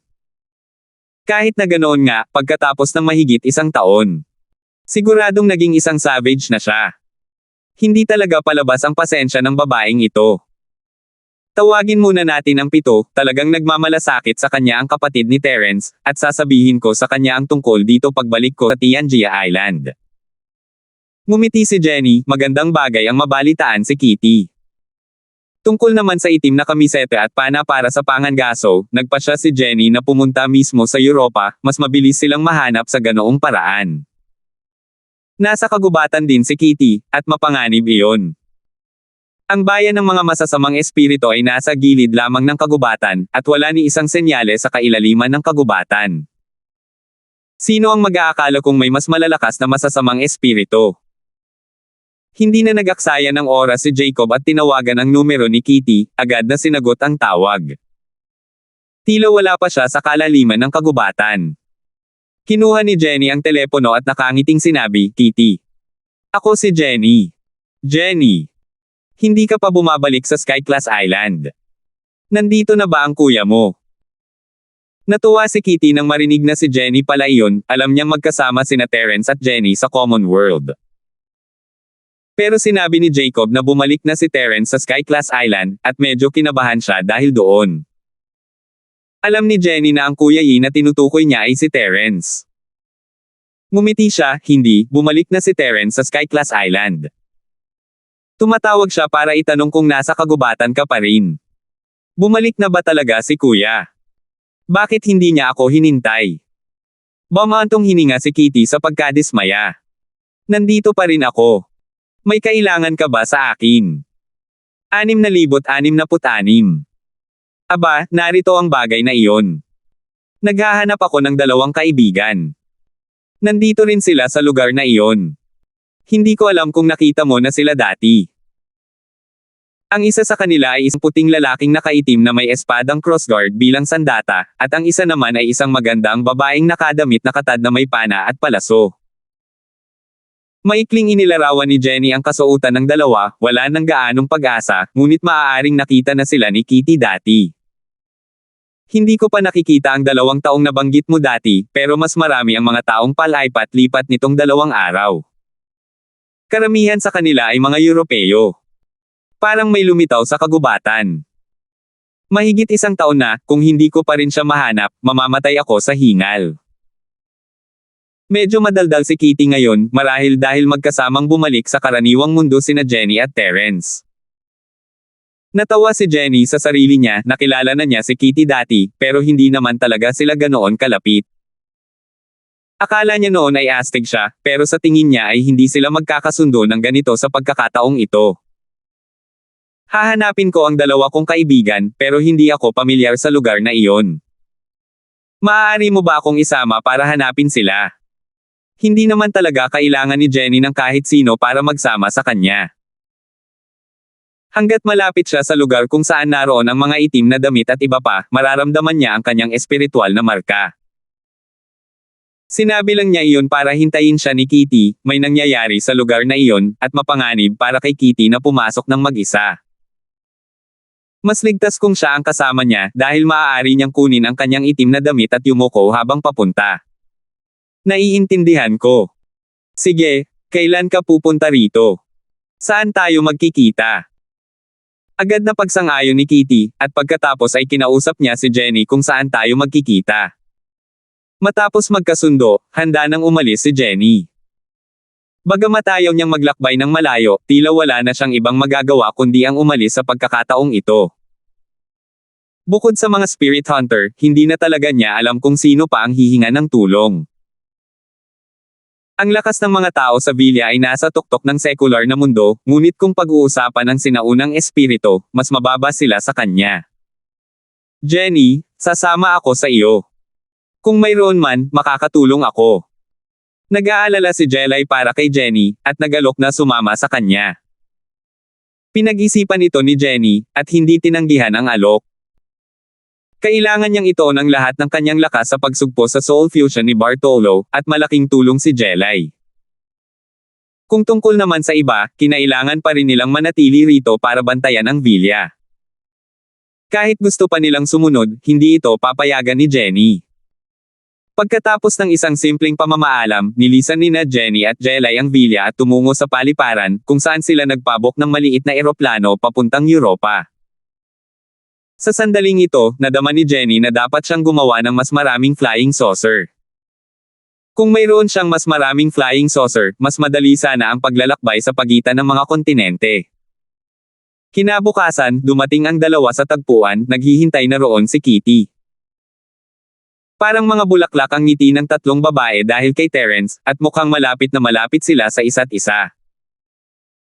Hindi mapigilan ng mga tao sa bayan ang mapangiti pabalik sa kanila, ang alindog ng magagandang babae ay sadyang hindi mapaglabanan. Matapos maghanda ng ilang gamit, pinangunahan ni Kitty ang dalawa papasok sa kagubatan. Hindi niya sinayang ang kanyang oras noong nakaraang taon, nagalugad niya ang maraming bahagi ng kagubatan, at walang sinuman sa mga kalapit na bayan ang maglalakas loob na sabihing mas pamilyar sila kaysa sa kanya. Pero pagkarating niya rito, naramdaman na ni Jenny ang mga marka ng espiritu na iniwan niya sa itim na kamiseta at sa pana ni Hunter. Hindi niya kailangan ng pangunguna ni Kitty, at madali niyang nahanap ang dalawa. Nagkataon lang na papunta si Kitty sa tamang direksyon, kaya hindi siya nagsalita. Tulad nga ng sinabi ni Kitty, mas maraming ang taong naggalugad sa kagubatan, at hindi nila alam ang kanilang ginagawa. Hindi masyadong inintindi ni Jenny. Sina Harris at Hunter Gong lang ang target niya. Kung hindi siya matutulungan ng isang spirit hunter na malutas ang problema ng soul fusion ni Bartolo, kailangan niyang humingi ng tulong kay Terence. Pagkatapos maglakad ng ilang sandali, mas naging malinaw kay Jenny ang pakiramdam ng dalawang lalaki. Naramdaman niya na papunta sila sa direksyon niya. Ha! Nahanap ko na ang target ko. Gulat na sigaw ni Kitty, mahigit 1 taon na pala siya. Mahigit 1 taon na siyang nasa gubat na ito, at sa wakas ay natagpuan na niya ang taong hinahanap niya. Pinalawak ni Jenny ang kanyang spirit sense, at sinundan ang mga mata ni Kitty patungo sa target. Sa unang tingin, isa itong itim na lalaking nasa edad 40. Makapal ang balbas niya at mukhang matagal na hindi nagayos. Mahaba ang buhok niya at hindi naman sira-sira ang damit kundi marumi. Maniniwala ang mga tao na isa siyang savage kung makikita nila siya. Gayunpaman, nakaramdam si Jenny ng mahinang pagbabago ng soul power mula sa kanya. Hindi na kailangang sabihin, ang lalaking ito ay dapat na isang nilalang na katulad ng isang spirit hunter. Ngunit ang enerhiyang espiritu na ito ay bahagyang mas malakas lamang kaysa sa itim na pana sa pangangaso, at sa lakas ni Kitty, madali niya itong naharap. Wala siyang kailangang ipag-alala. Hindi man lang lumingon si Kitty, marahan lang niyang idiniin ang kamay niya, sinasabihan ang dalawa na maghintay sandali. Pagkatapos, tahimik siyang kumilos, papalapit sa lalaki na parang pusa. Tumango si Jenny sa sarili. Si Kitty nga ay mula sa isang pamilyang assassin, ang kanyang pagiging stealth ay medyo malakas. Kung hindi niya gagamitin ang kanyang spirit sense, hindi niya ito mapapansin. Kailangang malaman ng isa na ang lakas ni Jenny ay higit pa sa kay Kitty. Kung siya ay nasa antas ni Jenny, madali niya itong madadaig. Tutal, silang dalawa ay may iba't ibang espesyalisasyon sa mga bagay. Habang pinupuri niya ito, biglang nakahanap ang espiritu ni Jenny ng isang maliit na bitag sa direksyon kung saan patungo si Kitty. Napakatago nito, ngunit dapat sana ay napansin ito ni Kitty. Gayunpaman, tila masyado siyang nakapokus sa kanyang pagtago kaya hindi niya napansin ang bitag sa ilalim ng kanyang mga paa. Nakahakbang na siya papasok sa bitag. Tulad nga ng sinabi ng kapatid na si Terence, isang hindi mapagkakatiwalaang mamamatay tao. Pakiramdam ni Jenny ay magkakaroon siya ng ilang itim na guhit sa kanyang noo, ngunit wala siyang oras para bigyan siya ng babala ngayon. Ang magagawa lang niya ay sumugod ng mabilis hanggat maaari, magpadala ng spirit sense pellet fire at sirain ang bitag bago pa man lumapag ang paa ni Kitty. Tahimik ang nagliliyab na dagat ng kaalaman, ngunit aksidenteng nakagawa si Kitty ng malakas na ingay matapos mabasag ang bitag. Naalerto ang kanyang target, at nagtayo ng depensa. Natuklasan na niya. Huwag mo nang isipin ang pagtakbo. Hindi umimik si Kitty, mula sa isang palihim na pag-atake ay lumipat sa isang direktang pag-atake, tuluyang hindi pinansin ang katotohanan na labag ito sa mga patakaran ng isang mamamatay tao. Ang isang mahusay na mamamatay tao ay magtatago sa dilim sa buong oras at makakahanap ng pinakamagandang pagkakataon para pumatay sa isang atake lang. 6,667. Kung hindi siya makakatama, kakailanganin niyang tumakbo ng libu-libong milya ang layo. Ito ang pinakamasamang paraan ng pag-atake ng harapan matapos matuklasan, maliban na lang kung lubos siyang kumpiyansa na kaya niyang harapin ang target ng harapan ng walang anumang problema. Tiwala si Kitty na kaya niyang pabagsakin ang mabangis na lalaking ito, ngunit higit sa lahat, mahigit isang taon na niyang sinayang, at pinalagpas pa niya ang pagkakataong makilala ang kapatid ni Terence. Puno siya ng sama ng loob, at kung hindi niya aalagaan ang walang hiyang ito ngayon, hindi niya ito kailanman malalampasan. Noong una, maingat na tumingin ang lalaking may balbas sa direksyon ni Kitty, ngunit bahagyang nakahinga ng maluwag ng mapagtantaw niyang tatlong batang babae pala iyon. Gusto niya sanang tumakbo, pero nagbago ang isip niya, isang taon na siyang hinahanap ni Kitty sa kagubatang ito, at matagal na rin siyang nagtatago rito. Matutuwa pa rin siya kahit makakita siya ng babaeng unggoy ngayon, lalo na ang tatlong magagandang babae. May masamang iniisip ang lalaking ito, kaya tumawa siya ng malaswa at bumunot ng 2 dagger na may buto. Sa isang tapik ng kanyang paa, sinugod niya si Kitty. Tuwang-tuwa si Kitty, nag-aalala siya na baka tatalikod at tumakbo palayo ang lalaking ito. Hindi madaling maabyute ng isang tao sa kagubatang ito, at kahit tiwala siya sa kanyang bilis, hindi niya inisip na kakailanganin niyang gumugol ng isa pang taon dito kung talagang makakatakas ang lalaki. Huminto si Jenny sa hindi kalayuan, walang balak na makialam. Mukhang may lakas ang lalaking itim na may makapal na balbas, pero wala siyang laban kay Kitty. Kaya, kailangan na lang niyang manatili sa tabi. Tutal, problema naman iyon ni Kitty, at mas makabubuti para sa kanya na harapin ito. Ganoon din ang naisip ni Jelay, nakatayo sa tabi ni Jenny na may ngiti sa labi. Ang dalawa ay gumagalaw sa napakabilis na bilis, at nang magbabanggaan na sila, biglang huminto ang maliit na katawan ni Kitty. Kumislap ito na parang multo, at lumitaw sa likuran ng lalaking itim. Gumagalaw na ang kutsilyong may buto ng lalaki, pinigilan pa niya ang isang katlo ng kanyang lakas dahil mabait siya rito, pero hangin lang ang tinamaan ng dalawang talam, hindi man lang nito nahawakan ang damit ni Kitty. Dahil alam niyang may mali, agad na binago ng lalaking itim na may makapal na balbas ang kanyang galaw. Gamit ang kaliwang paa bilang akses, marahas niyang inihagis ang kanyang katawan palabas at agad na umikot ng 180 degree. Malakas din na inihampas palabas ang dalawang butong punyal. Sa kasamaang palad, hindi pa nga nakakakalahati ang mga talim ay bumagsak na sa lupa, nasa leeg na niya ang punyal ni Kitty, at nang sinubukan niyang ipihit ang katawan niya, parang inilapat niya ang leeg niya sa talam, kusang iikot ang talam, nahahayaan ang talam na humiwas sa leeg niya.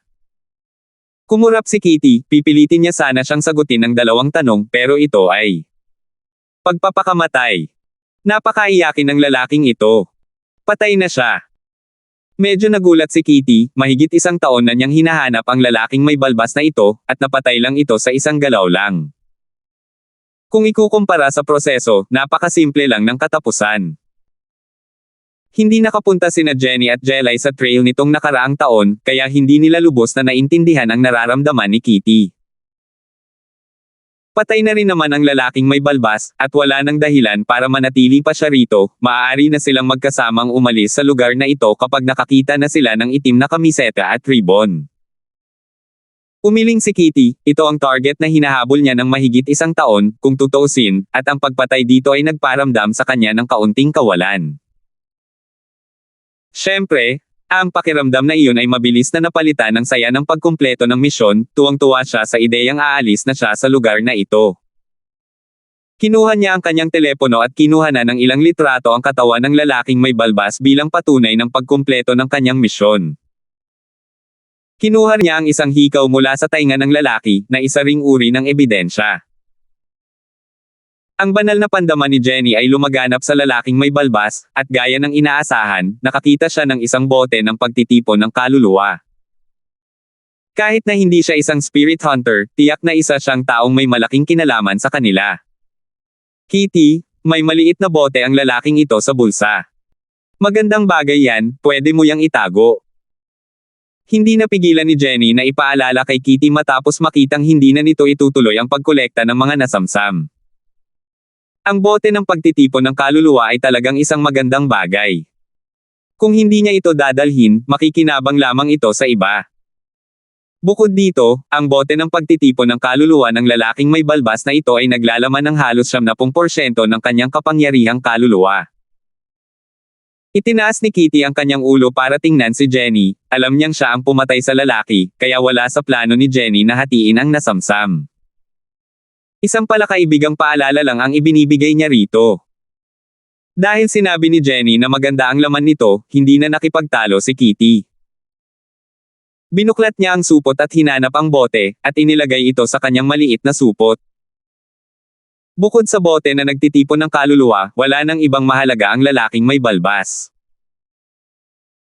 Ang tanging disente lang marahil ay ang 2 dagger na may buto, ngunit kahit ang isang mamamatay tao na tulad ni Kitty ay hindi magkakainteres sa mga ito, lalo na sina Jelay at Jenny. Noong una, ayaw nila ng puting punyal na may buto. Hindi mahalaga kung iiwan nila ito roon. Gayunpaman, naalala ni Jenny na malapit na nilang makilala ang itim na kamiseta at ang pana sa pangangaso. Bagamat mahusay sila sa paggamit ng mga pana at pana, ang puting punyal na may buto ay may mahinang pagbabago-bago sa espiritual na kapangyarihan. Mainam itong gamitin bilang pangalawang sandata. Kitty, kung ayaw mo nitong 2 punyal, ibigay mo sa akin. Ibibigay ko sa mga kaibigan ko mamaya. Hindi tumayo si Jenny nang may paggalang. Nasa iisang panig lang silang lahat, kaya hindi na kailangang lumayo. Tumango si Kitty nang may pagmamalaki, pwede mo nang kunin, hindi ko na kailangan. Kung mayroon ka pang ibang gusto, gawin mo ang gusto mo, huwag mo akong gawing kalokohan. Hindi ako magiging magalang sayo. Ngumiti si Jenny ng matamis at itinago ang 2 dagger na may buto. Pagkatapos ay lumingon siya para tingnan ang itim na damit at ang iba pa. Dito tayo. Sige, tara na. Nagkibit balikat si Kitty. Wala naman siyang pakialam kung saan siya pupunta, pamilyar naman siya sa lugar na ito, at ang paghahanap ng tao ay parang paglalakad-lakad lang. Masaya si Kitty pagkatapos niyang matapos ang kanyang misyon, babalik pa nga siya para makipag-usap sa dalawa habang naglalakad, isang ganap na pagbabago mula sa dati niyang pagiging cool girl. Mabilis na uminit ang relasyon ng tatlo, at para na silang magkapatid ngayon. Alam ng lahat na dahil lahat ng ito kay Terence, o kung hindi ay hindi magkakasama ang tatlo. Matapos ang mabilis na pagsulong ng ilang sandali, bahagyang nagbago ang ekspresyon ni Jenny. Nahanap na ng kanyang banal na pandama ang mga itim na damit at ang pana sa pangangaso. Ang hindi niya inaasahan ay silang dalawa pala ay hinahabol ng isang tao. 6,668. Kung hindi lang dahil sa angkop na kapaligiran sa gubat para sa paggamit ng pana sa pangangaso, hindi sana sila nagtagal hanggang ngayon. Hinahabol ang dalawa kong kaibigan, bilasan natin. Seryoso ang mukha ni Jenny. Kung hindi dahil kay Bartolo, baka sumugod na siya para iligtas silang dalawa. Alam ni Jelay ang sitwasyon ni Jenny, at walang imek, inabot niya ang kamay at hinawakan ang mga braso ng dalawa. Jenny, ikaw ang maggabay sa daan, ako na ang kikilos. Bukod kay Jenny, ang pinakamalakas sa kanilang lahat ay si Jelay. Hindi siya isang mandirigma, at hindi rin kasing maliksi ni Kitty, ngunit mas mabilis pa rin siya kaysa sa kanilang dalawa. Hindi na nagkaroon ng oras si Kitty para tumutol pa nang biglang sumugod ang katawan niya na parang palaso, mas mabilis nga ang bilis nito kaysa sa kanya, at laking gulat niya. Maglakad ka lang. Papunta sana si Jenny na nakasuot ng itim na damit at pana para sa pangangaso, kaya natural lang na hindi niya kailangang baguhin ang direksyon niya. Hindi maihahambing ang kanyang espiritual na kakayahan sa saklaw ni Terence, kaya ilang paghinga lang ang kailangan niya para madala ang dalawa sa kinaroroonan ng mga itim na damit at ang pana sa pangangaso. Ang mga taong humahabol sa kanila ay 3 Caucasian, at 2 sa kanila ay malinaw na mga kaluluwa. Ang mga kaluluwang ito ay kapareho ng tunog ng primordial spirit body ni Jenny, ngunit sila ay nasa 2 magkaibang estado. Ang mga primordial spirit body ay mas nakahihigit kaysa sa mga kaluluwa. Ate Jelay, Little Six, tulungan niyo akong harapin ang 3 yan. Ako na ang bahala sa 2 natitirang espiritu. Mabilis na hinati ni Jenny ang trabaho, at hindi na hinintay ang sagot ng 2, nauna na siyang pumunta sa 2 espiritu. Kahit na wala siya sa mabuting kondisyon para gumawa ng aksyon para pigilan si Bartolo sa pagsasamantala sa sitwasyon, hindi naman siya mangangailangan ng maraming pagsisikap para harapin ang 2 kaluluwang ito. Napuno ng kawalan ng pag-asa ang kanilang itim na kamiseta at hunter bow nang una nilang mapagtanto na may mga taong paparating. Gayunpaman, nang mapagtanto nila na si Jenny pala iyon, na gusto nilang maging kanilang Panginoon, ang kanilang kawalan ng pag-asa ay agad na nauwi sa pag-asa. Siguradong hindi ako mamamatay sa pagkakataong ito. Pana sa pangangaso, kontra-atake. Umungol ang itim na kamiseta habang ang kanyang crossblade ay kumikinang na may mahinang puting liwanag. Malapit na siyang sumugod pabalik. Habang naglalakbay, siya at si Hunter Bow ay napigilan ng kabilang panig. Kung hindi lang dahil sa masaganang ani sa bayan ng masasamang espiritu sa pagkakataong ito at sa maraming bagong barahan na mayroon sila, bukod pa sa kadalian ng pagkontrol ni Hunter Bow dito, ilang beses na sana silang napatay. Ngayong dumating na si Jenny para tulungan siya, naramdaman ng nakasuot ng itim na damit na kailangan niyang ilabas ang kanyang galit. Gayunpaman, isang hakbang pa lamang ang nahakbang niya pasulong ay natigilan siya sa pagkataranta. Agad na nawala ang mahinang puting liwanag sa espadang nakapatong sa krus. Medyo mas mahusay si Hunter Bow. Nang makita niya si Jenny, alam niyang malapit nang matapos ang labanan, ngunit hindi niya inaasahan na magiging ganito kabilis ito. Kahit gaano pa kasama si Jelay sa pakikipaglaban, madali niyang mapapatay ang mga hipon na Europeo na ito sa isang pitik lang ng kanyang kamay. Sa pagdagdag ni Kitty na isang dual assassin, ang 3 Caucasian ay natalo sa isang kisap mata. Kung tungkol naman sa 2 kaluluwa, hindi nagpigil si Jenny. Direktang gumamit siya ng 2 consciousness spellfire at hindi man lang sila binigyan ng oras para sumigaw, dahilan para maging wala sila. Nakahinga ng maluwag si Jenny. Hindi sapat ang ganitong galaw para maapektuhan ang pagpigil ni Bartolo. Kung mangyayari pa ito ng ilang beses, mahirap nang sabihin. Itim na damit, pana para sa pangangaso, bakit ka nandito pa? At sino ang mga taong humahabol sa iyo? Lumapit si Jenny sa natulalang itim na damit at nagtanong nang nakakunot ang noo. Nanginig ang katawan ni Harris nang makabalik siya sa kanyang katinoan.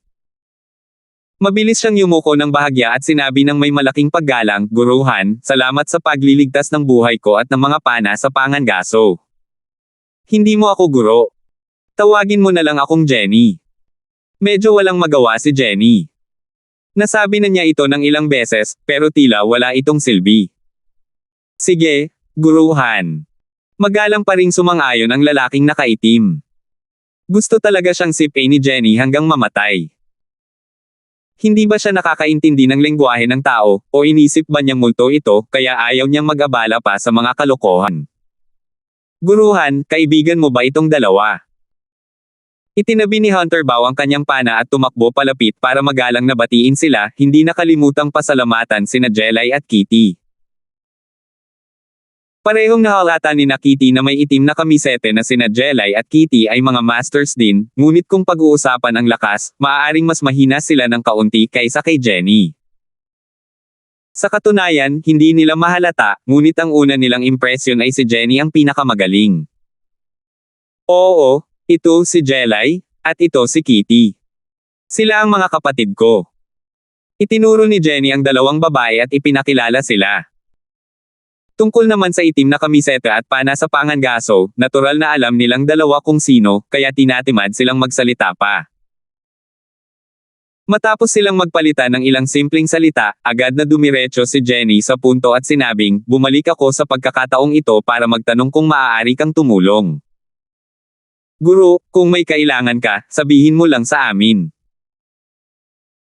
Pag-akyat man sa bundok ng mga punyal o pagpasok sa isang palayok ng kumukulong mantika, ako, na may itim na damit, at pana sa pangangaso, ay hindi man lang sisimangot. Malakas na kumabog ang dibdib niya gamit ang itim na damit, na para bang gagawin niya ang lahat para sa kanya. Mahirap paniwalaan na kaya niyang magsabi ng ganito ka-incheck. Tila nagsaliksik sila tungkol sa China para maintindihan si Jenny. Ganito kasi. May isa pang makapangyarihang sinaunang espirito na sumanib sa sinaunang espirito ko. Oo, mas malakas pa ito kaysa sa akin. Gusto niyang burahin ang kamalayan ko at palitan ito ng sa kanya. Kung magtatagumpay siya, tuluyan akong mawawala. Bagamat pansamantala ko itong pinipigilan sa pamamagitan ng ilang paraan, mahirap sabihin kung ano ang mangyayari sa kalaunan. Hindi na nagabalang itama ni Jenny ang paraan ng pagtawag nila sa kanya. Pumunta siya rito para malaman kung may mga pamamaraan ang mga spirit hunter sa lugar na ito. Pagkatapos noon, babalik siya sa Sky Class Island, at hindi mahalaga kung pretuhin siya ng dalawa bilang isang guro. Parehong natigilan sina Blackshirt at Hunter Bao. Hindi nila naiintindihan ang primordial spirit, ngunit mauunawaan nila ito sa pamamagitan ng pagpapalit nito ng kaluluwa, kaya madaling maintindihan ang mga salita ni Jenny. Guruhan, ang ibig mong sabihin ay sinasapian ka ngayon. Nagatubili sandali ang Hunter Bao at sinubukang ipaliwanag ang kondisyon ni Jenny gamit ang sarili niyang mga salita. Lumalamlam ng kaluluwa. Pwede mo namang sabihin yan. Bahagyang tumango si Jenny.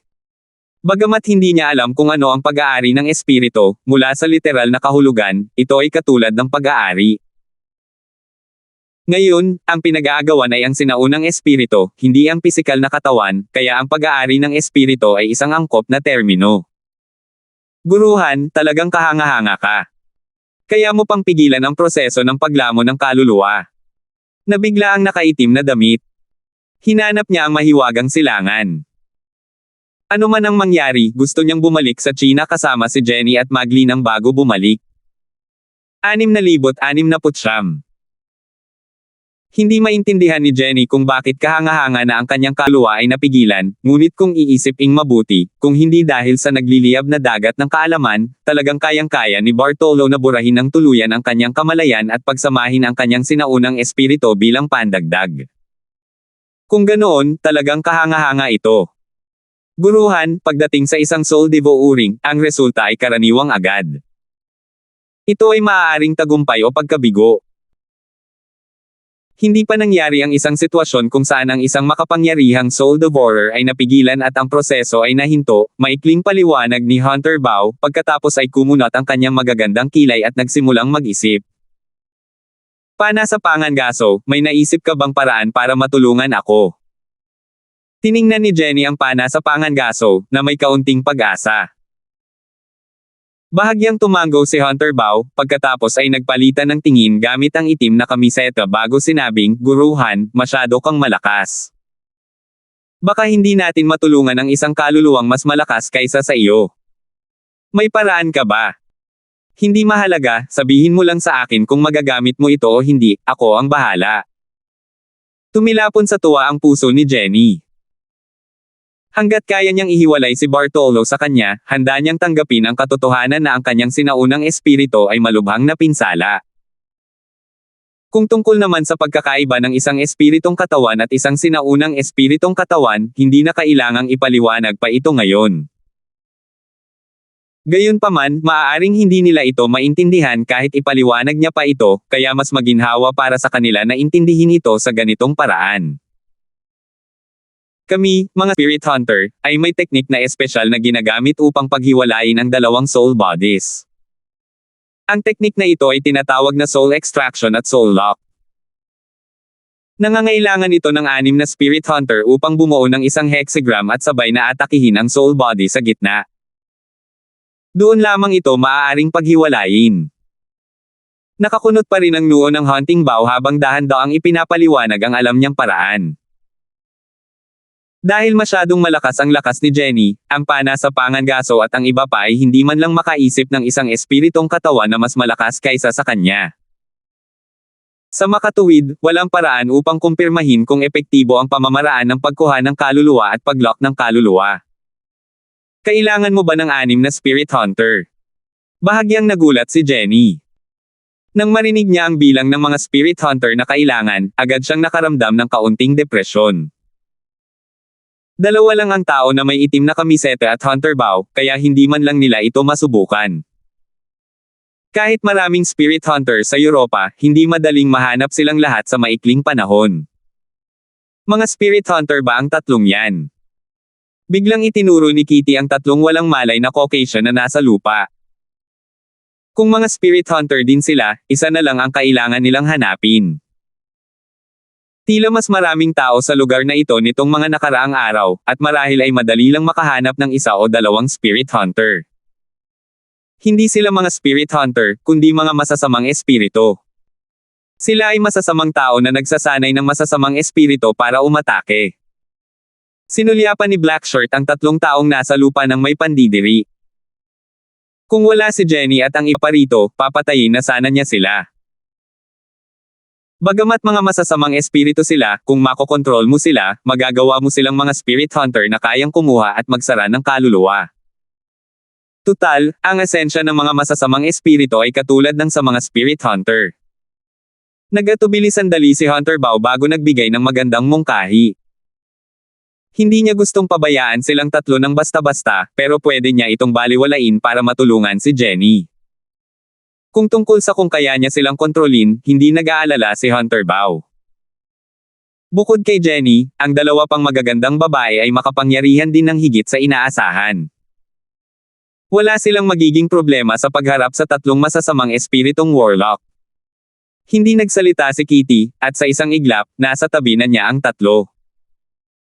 Itinaas niya ang kanyang kamay, at sa tatlong malulutong na sampal, nagising ang mga masasamang espiritong warlock mula sa kanilang mga koma. Itim na kamisete at ang Hunter Bao ay pinagpawisan ng malamig. Ang munting dilag na ito ay talagang matapang. Kayong tatlo, gusto niyo bang mabuhay o mamatay? Malamig ang mukha ni Kitty habang nakatingin sa masamang espiritong warlock na nasa lupa. Hindi alam ng tatlong masasamang espiritong warlock ang nangyayari, at wala silang pakialam sa kanilang nag-aalab na mga mukha. Sabay-sabay lamang silang tumango. Gusto kong mabuhay, gusto kong mabuhay. Natapos na lahat ang mga espiritong kanilang pinalaki. Ang isa ay napatay gamit ang pana sa pangangaso, at ang dalawa naman ay sinunog ni Jenny. Wala sa kanila ang mga hanggal. Sa harap ng isang buhay na hindi nila kayang labanan, ang matalinong pagpili ay ang yumoko ng maaga. Dahil gusto mong mabuhay, maging masunurin ka. Hanggat mabuti ang iyong ginagawa, hindi kita aapihin. Ngumiti si Kitty nang may paghamak habang inilalabas ang isang bote mula sa kanyang bag at nagsali ng 3 itim na tableta. Ito ay isang mabagal na lason. Magiging epektibo ito pagkalipas ng 3 araw. Uminom kayo ng isang tableta bawat isa sa inyo. Hanggat hindi kayo manloloko, bibigyan ko kayo ng panlunas mamaya. Kung hindi, pipiliin ninyong magpakamatay pagkalipas ng 3 araw. Nagtinginan ng 3 masasamang espiritong warlock na naupo. Sa totoo lang, hindi sila nagduda na peke ang lason ni Kitty, alam nila kung paano kontrolin ang mga tao gamit ang ganitong uri ng lason, at iyon ang dahilan kung bakit hindi nila ito basta-basta tinatanggap. Ang problema ay wala silang pagpipilian. Kung iinom man ng tableta para sa pagkakataong mabuhay o mamatay agad, sa ilalim ng normal na mga pangyayari, hindi ito isang pagpipilian. Dahil wala silang ibang magawa, sumunod na lamang sila. Hindi nagatubili ang 3 masasamang espiritu at ininom ang mga tableta. Matapos nilang lunokan ang tig-isa, tumayo sila sa gilid na may pangit na ekspresyon. Medyo nag-aalala pa rin si Kitty, kumisap ang kanyang katawan, at sumalpok siya sa 4 na puno sa 4 na magkakaibang direksyon bago bumalik sa kanyang orihinal na pwesto. Hindi man lang umabot ng 2 segundo. Malabo lang ang naramdaman nilang 3 sa kanilang harapan.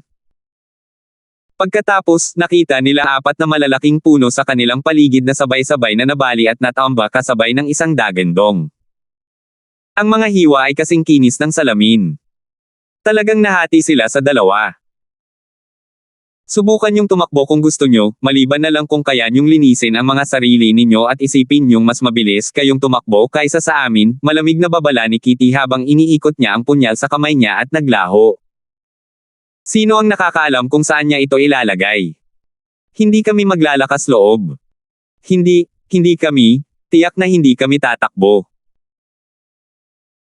Ang 3 masasamang espiritong warlock ay pinagpawisan ng malamig, yumuyuko at nakangiti, habang ginagawa iyon, hindi pa kasama ang lason na magkakabisas sa loob ng 3 araw, kahit na sa bilis at mapanirang kapangyarihan ni Kitty, hindi pa rin sila maglalakas loob na tumakas. Kung tungkol naman sa iilang espiritong napatay, wala silang anumang iniisip tungkol dito. Kung patay na sila, hayaan na lang.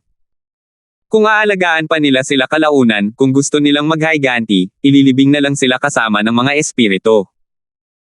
Sumanghal si Kitty, may bakas ng kasiyahan sa mukha. Dahil sa 3 masasamang espiritong warlock na ito, kailangan na lang niyang maghanap ng ibang spirit hunter na tutulong sa kanya. Mga itim na damit, pana para sa pangangaso, anong ginagawa ninyong 2 rito? May iba pa bang spirit hunter sa malapit? Inulit ni Jenny ang parehong tanong. Kanina lang niya sila tinanong, ngunit silang 2 ay labis na nagulat at hindi sumagot. 6,070. Pasensya na, nakalimutan kong sabihin sa iyo. Naisip din ito ng itim na damit at mabilis na yumoko ng bahagya upang humingi ng tawad kay Jenny. Pagkatapos, nagpatuloy siya, plano sana naming bumalik, ngunit pagkaalis namin, nakatanggap kami ng abiso na may lumitaw na hari ng masamang espiritu sa lugar na ito. Ang ganitong uri ng hari ng masamang espiritu ay isang kayamanan para sa amin sa aming linya ng trabaho. Nagkataon lamang na hindi ito kalayuan sa amin, kaya't bumalik kami sa pangangaso para tingnan. Sa palagay ko ay maraming spirit hunter sa malapit ang nakatanggap ng balita. Hindi dapat maging problema ang makahanap ng makakatulong. Kung bago pa sila pumunta sa bayan ng masasamang espiritu, malamang hindi na sana sila nag-abalang sumali dahil sa itim na damit at hunter bow. Gayunpaman, matapos nilang madaanan ang bayan ng masasamang espiritu, lubos na bumuti ang kanilang lakas at kagamitan. Kaya naman nagkaroon sila ng kumpiyansa na pumunta at maghanap ng pagkakataon. Walang interes si Jenny sa misteryosong hari ng masamang espiritu. Sa ngayon, ang gusto lang niyang makuha ay 6 na Spirit Hunter sa lalong madaling panahon para makumplito ang tinatawag na Soul Extraction at Soul Lock, para makuha niya si Bartolo mula sa kanyang Primordial Spirit. Sa saklaw ng banal na pandaman ni Jenny, wala nang ibang Spirit Hunter sa ngayon. Natagpuan niya ang itim na kamiseta at ang pana sa pangangaso ng lubusan sa pamamagitan ng pag-asa sa banal na markang iniwan niya sa mga ito, kaya wala siyang anumang magandang ideya sa ngayon. Kung nahuli lang sana ni Kitty ng buhay ang lalaking may balbas na iyon, mayroon siyang mga pagbabago sa lakas ng kaluluwa, Spirit Hunter man siya o hindi, at dapat ay kaya niyang bilangin ang mga numero. Habang iniisip ang lalaking may balbas, naalala ni Jenny ang 2 punyal na may buto na espesyal niyang dinala. Ang mga ito ay orihinal na para sa itim na kamiseta at pana sa pangangaso, kaya kinuha niya ang mga ito at binigyan ng tig-iisa sa bawat isa sa kanila. Ito ang mga samsam sa digmaan. Ibibigay ko ang mga ito sa inyong dalawa para paglaruan ninyo. Walang pakialam na iniabot ni Jenny ang maikling kutsilyo na may puting buto. Gayunpaman, nang makita ito ng itim na kamiseta at pana para sa pangangaso, bahagyang nagulat sila. Puting punyal na may buto. Guruhan, paano mo nakuha yan? Napatay ba niya ang madilim na demonyo? Tanong ng itim na damit habang magalang na tinanggap ang isang puting punyal na may buto. Ano ba yan, madilim na demonyo? Sinabi ni Jenny na hindi niya alam. Nakuha ko ang 2 punyal na ito mula sa isang lalaking itim na may makapal na balbas. Ngayon lang, napatay ng 7 yan sa isang galaw lang. Hindi ko alam kung siya nga ba ang madilim na demonyo na nabanggit mo. Itinuro ni Jenny si Kitty, at mas lalong pinagmasdan siya ng 3 masasamang espiritong warlock. Mula sa description at hitsura ng puting punyal na may buto, sigurado silang patay na ang madilim na demonyo. Sa kanilang grupo, ang madilim na demonyong naninirahan ay kilalang kilala sa kakayahang pumatay sa kanya sa isang galaw lamang. Sa sitwasyon kung saan wala silang espirito, silang 3 ay malamang na makakatanggap lamang ng isang atake mula sa kanya kapag magkasama. Dapat siya yon. Nawala ang lalaking ito ng 1 o 2 taon. Hindi ko inaasahan na nagtatago siya rito. Hindi ko alam kung may kinalaman sa kanya ang bagong hari ng masamang espiritu. Same time na tinanggap ni Hunter Bao ang isa sa mga talim ng espiritu na may puting buto. Matapos yumuko upang magpasalamat, hindi niya maiwasang manghula. Habang nag-uusap sila, isang tao ang lumitaw sa anyong banal ni Jenny. Base sa estilo ng kanyang kilos at sa kagamitang suot niya, dapat isa siyang Spirit Hunter o kung ano paman. Gayunpaman, 9 sa 10 tao na pupunta sa lugar na ito sa oras na ito ay mga Spirit Hunter o mga masasamang espiritong warlock. Ate Jelay, may tao sa direksyong yan. Maaari mo ba siyang tanungin kung may maitutulong ka? Itinuro ni Jenny ang direksyong iyon. Hindi na kailangang maging magalang sa pagitan niya at ni Jelay. Hindi na nagsalita pa si Jelay, at bahagyang tumango, ginamit niya ang lakas sa kanyang mga binti at agad na nawala. Ang 3 masasamang espiritong mangkukulam ay tahimik na parang mga sikada sa taglamig. Akala nila ay sapat na ang kakilakilabot ng bilis ni Kitty, ngunit mas mabilis pa ang kapatid na si Jelay. Wala silang pagkakataong makatakas. Nagliwanag din ang mga mata ni Hunter na may itim na kamiseta at pana. Pakiramdam nila ay talagang pambihira ang misteryosong huwaksiya. Kahit ang isang babaeng lumabas mula rito ay napakalakas. Kaya naman, mas determinado silang 2 na sundan si Jenny papuntang Northland at mag-cultivate ng mabuti. Bago pa matapos ang iniisip ng 2, nakatakbo na pabalik si Jelay na may kargang tao. Gamit ang lakas niya, madali niya itong mapabagsak kahit hindi pa ito handa. Shining, bakit ka nandito? Mag-isa ka lang ba pumunta rito? Tanong niya. Parehong mukhang nagulat ang nakaitim na damit at ang nakasuot ng pana sa pangangaso. Halata na kakilala nila ang taong dinadala. Panang pangpangangaso na nakaitim, sino itong dilag na ito? Maaari mo bang pakiusapan siyang ibaba muna ako? Ang makinang na lalaking ito ay isang puting lalaki na nasa edad 30. Kulot ang kanyang kayumangging buhok at malinis ang kanyang balbas. Mukha siyang gwapo. Gayunpaman, isang nakakatawa at nakakahiyang eksena para sa isang isatuldok 9 gitling metrong lalaking may taas na buhati ng isang isatuldok 7 gitling metrong dilag. Kaya nga magkakilala na tayo, mas madali kausapin. Ngumiti si Jelay at ibinaba ang kilig, saka bumalik sa tabi ni Jenny. Sige, mamaya na natin pag-usapan ang mga nakaraang araw. Sa ngayon, pag-usapan natin ang pagkuha ng kaluluwa at pag-lock ng kaluluwa. Ayaw nang maghintay pa ni Jenny. Hanggat may lalabas niya si Bartolo sa lalong madaling panahon, kahit ano ay maaaring pag-usapan. Pagkuha ng kaluluwa at pag-lock ng kaluluwa. Itim na damit, anong ginagawa ninyong dalawa? At hindi ba't masasamang espiritu ang tatlong lalaking iyon? Maaari ba kayong magsaya ngayon? Ang kislap ay napunta sa itim na damit at sa pana sa pangangaso at nagtanong sa mahinang boses. Kasabay nito, patuloy siyang sumusulyap kay Jenny at sa iba pa. Mahabang kwento. Ito ang ating girong si Han. Isa siyang espiritu, ngunit may mas malakas na espiritu na kasalukuyang nagtatangkang nakawin ang kanyang kaluluwa. Pansamantala lamang itong pinipigilan ng ilang mahiwagang sekretong pamamaraan ng silangan, kaya kailangan nating gumamit ng soul extraction at soul lock para makuha ang makapangyarihang espiritong iyon. Binabaan din ng itim na kamiseta ang kanyang boses at nagpaliwanag kay Shining. Mga itim na damit, tapos ka na ba? Maaari bang tumulong ang kaibigan mo? Walang pakialam na sinulyapan ni Jenny ang itim na damit. Kung ayaw tumulong ng nagniningning na espiritu, hindi niya ito mapipilit na tumulong para sa kapakanan nilang dalawa. Gayunpaman, dapat ay may isa pang spirit hunter sa malapit. Hahanap na lang siya ng isa sa lalong madaling panahon. Huwag kang mag-alala, guruhan. Walang magiging problema sa spirit illumination. Maghahanda na kami para magsimula agad. Determinado ang itim na damit na sumunod kay Jenny papuntang Northland, kaya kinailangan muna niyang asikasuhin ang lahat. Matapos mangako kay Jenny, mabilis siyang bumalik sa pagkinang. Nagkinang, makinig ka. Dapat walang aksidente sa panahon ng soul extraction at soul lock na ito. Tulungan mo kami sa pagkakataong ito, at tiyak na doble ang aming igaganti sa pabor na ito. Nagatubili ang kislap, personal niyang naranasan ang kapangyarihan ni Jelay, kaya si Jenny, na nakatayo sa tabi niya, ay talagang mas malala pa. Para maalis ang kaluluwa ng isang makapangyarihang espiritu, medyo sobra na para sa kanila, ilang spirit hunter at mga evil spirit warlock, na gumamit ng soul extraction at soul lock para alisin ang makapangyarihang espiritong iyon. Kung mabaygo sila, magagalit ba sila? Salamat po at sinamahan ninyo ako, ingat lagi mga master.